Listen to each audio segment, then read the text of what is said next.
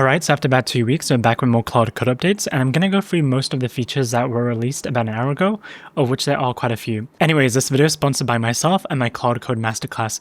There is a New Year sale going on right now, and there will be a link down below, but it's basically the most comprehensive class on Claude Code that you will find on the internet. Many people have taken the class and gone on to be the best Claude Code users at their company, so you may also find it helpful. Anyways, the first feature that caught my eye is running skills and slash commands in forked subagent contexts, using this thing in the skill matter. So basically the way that this works is that if you go to any of your Claude Code skills, so for example, if I go to my GitHub release note skill, then at the very top, I can add this to the skill front matter. So it looks like this, context fork.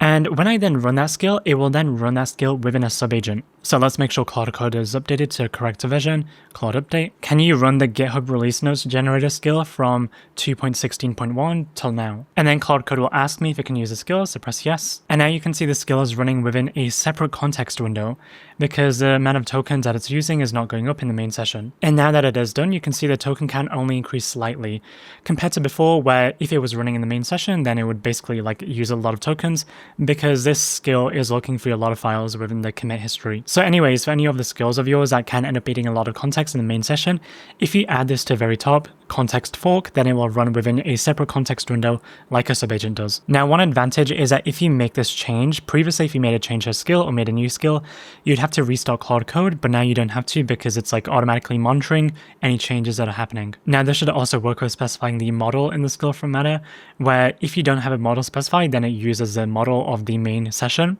But if you do, then it uses that particular model instead, and in that case, it can run faster if you're using a lighter, faster model. And of course, you can find the model aliases by going on this page. They also added support for an agent field and skills to specify the agent type for execution. And after a bit of experimentation with this feature to figure out how it works, basically you need to have the context fork enabled in your skill matter, and then any of the subagents that are available in Claude Code. So for example, I have a macOS log analyzer subagent that is a Haiku subagent. If you then specify this in a skill, such as this example find to do skill, what will happen is it will first spin up that particular subagent with all the information you provided to subagent as the system prompt. And then after it launches that subagent, it will trigger the skill within the subagent. And this should not be confused with the reverse behavior where you can get subagents to use and trigger skills by passing in the skills that the subagent should have access to into a subagent formatter by doing something like skills and then your skill names, which is like find to do and like GitHub release notes. You can get Claude Code to now reliably respond in a different language by adding a language parameter to your settings file. So I can do like Japanese, for example, and then running Claude tell me a story, for example, it will then give the output in Japanese for whatever story that it comes up with. Okay, now the next one is pretty interesting because subagents can now have their own hooks from pre-tool use, post-tool use, and stop hooks. And this also applies to skills and slash commands. So essentially it looks kind of like this. You would have your usual like subagent name, description, and then you define hooks over here. So pre-tool use, post-tool use if you want to, and stop. You define any matches that would be required, and then what exactly the hook does. Okay, so here's a quick example. We have a Cloudflare deploy subagent, which has a couple hooks over here. And this is for my application HyperWhisper. There will be a coupon code down below, and it's for the cloud version of the application. So it's hosted on Cloudflare workers. So basically what happens before it deploys is it will check whether the types compile properly. After it deploys, it will then do a quick health check depending on whether it deployed to dev or prod using this health check URL. And then finally, it will send me a notification using AppleScript on my computer saying that the deployment has been completed. And here is where I call the Cloudflare deploy subagent. And before doing the deploy, it does a check to make sure the types work properly. And then after calling the deploy command, it then does a health check right down over here to make sure it works, and then passes that back to the main session with like deployment is complete, the health check, and so forth. I made a similar one for macOS notarization, so if I go through this, I can just tag the macOS notarization subagent, press enter. So you can see that it actually finished early because I did not specify which file I want notarizing, but it did send me a notification on my computer over here. So you can see that previously we had hooks that were in the settings.json folder, and that would run for all tasks. But now we can make agent scoped hooks by defining in the front matter of each agent, and then also do it for skills and slash commands as well. So basically you could have like a deploy subagent that would then like auto validate stuff and do health check like I just showed. You can make a research explore subagent that would basically block any write operations within a specific directory on your computer, for example. And you could basically have like test runner subagents if you have a lot of tests in your code base. you could split up 100 tests across 10 different test runner subagents, and then capture the results of any tests that failed by using one of these hooks, and then pass it back to the main session to then investigate why that particular test has failed. Now, those are just a few of the ideas I have had so far, but I'm sure many people will be coming up with more ideas of how this can be used. Claude Code now also has a specialized subagent when it comes to running bash commands. So if you do @ then you can type in bash and you can see the specialized subagent right over here. So I can say like npm run build in the Next.js application, then it will spawn up that particular subagent, run through all the bash commands that are required, and then it will give the final result back to the main session, which keeps the main session's context window clean. And then I can move this to the background by doing Ctrl B. And as I showed earlier, I can combine it with other things. So for example, my macOS appcast generator skill, I can just add like agent, type in bash, and then it will use the like specific bash subagent that's specialized to running bash commands. So I would probably use this for bash commands that are either multi-step or can take up a lot of context. So for example, I could make myself a new skill that sets up Docker and installs like relevant dependencies and does a bunch of other things, and that can be assigned to a bash subagent. There's now wildcard pattern matching at any position. So if you go to your settings file, for example, then I already have it right over here, so like it can do any npm install command. If I wanted to allow any install command, then I can just put a wildcard at the front, and then it would allow that. I can also do the same thing with git commands, for example, as well, by doing like a git and then asterisk. When you press Ctrl B, then it will now move all bash commands and subagents to background at once. So if I run 5 explore subagents simultaneously, then you can see they're all running in the foreground right now, and I can press Ctrl B, and then all 5 of them have moved to the background right now. And this basically means that you can continue chatting with Claude Code whilst things are still running in the background. They added a /remote env command, so if you do remote env, press enter, then you can see these are the remote environments that I have. And basically they are the exact same environments that I see when I go to the Claude Code desktop or like Claude Code like in the cloud.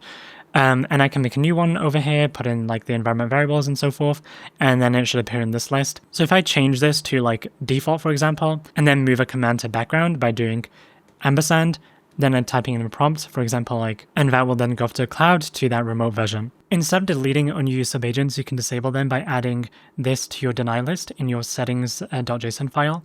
So for example, I can just call this like macOS notarize, and this subagent will no longer be available to Claude Code. You can also now enable planning mode by doing /plan, and that will turn it on. And if you do /plan again in plan mode, and you created a plan earlier, then it will show you the same plan. They now added support for once for hooks, which basically means a hook will only run once the first time it is matched and won't run again on successive matches. And you can just enable it by doing like, for example, once, true, anywhere you're using hooks. They have now added a real-time thinking block display in transcript mode, which basically means that if you press Ctrl O, then you can see like right over here, this is what the agent is thinking about right now. And then it changed to /context, they added skills, which basically means that you can see roughly how much tokens your skills are now taking up. So previously when a subagent would ask you whether it can use a tool or permission, for example, and you press no, then the subagent would just stop there completely. Now, if you press no, then the subagent will try different approaches and continue working. You can now trigger skills as / commands by doing like just a skill name. So I can do GitHub release notes, press enter, and then it will start running that particular skill. And whilst the skill is running, I can see what kind of tools that it is calling. For example, these logging tools and diff tools. And if I do / I can see my skills, and these are ordered by how frequently they are used. When it comes to things that have tabs like /stats, I can use my arrow keys to go back and forth between the two rather than pressing tab to cycle. They now fixed the escape key with queued prompts. So basically what would happen is that if you queued some messages, if I press escape, then it will remove that last message from the queued prompts, and it won't actually cancel task unless the prompt has gone into task. Whereas previously it would like unqueue that message and then also cancel a task, which is like not what you wanted. When it comes to using terminals like ghosty or item, you can move onto new lines quite easily by just pressing Shift+Enter. Without having to change like any configuration as you did before. And also the creator of Claude Code said because thinking is on by default everywhere, Ultrathink doesn't really do anything anymore. So for example, like Claude Code Desktop, that has thinking on by default.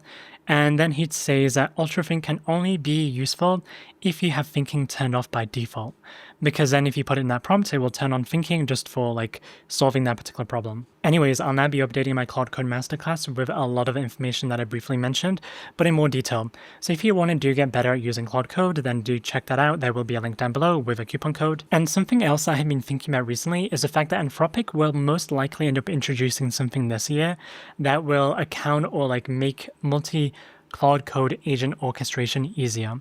So many people have been making their own tools around this, like Gastown, for example, and that allows you to run many Claude Code instances in tandem. There are other tools like I think AutoClaude and like Claude Kanban board and stuff like that. Basically, a lot of people are making like random tools around this like domain, and no one exactly knows what the correct or the final form of like this multi-agent orchestration thing will take. So I imagine that Anthropic will be introducing something to do with that later this year. And basically what makes me think this is that someone shared a like system prompt from one of the preview versions of Claude Code. I think this has now been removed, but you can basically see that like you can spawn teammates, send messages, team coordination, like add a task update to the team. So they have this like kind of idea of teammates that may be baked into Claude Code in the future. And this has kind of happened before with Claude Skills, for example, or MCP. Some serious users were kind of playing around with things and making their own GitHub libraries like Gastown. And then Anthropic basically comes up with their own official way of doing something that's adopted by the rest of the industry. Anthropic just seemed pretty good at making these formats, standards, protocols that seem pretty well adopted by everyone else. So I imagine they will be coming up with something this year about like multi-agent orchestration in a way.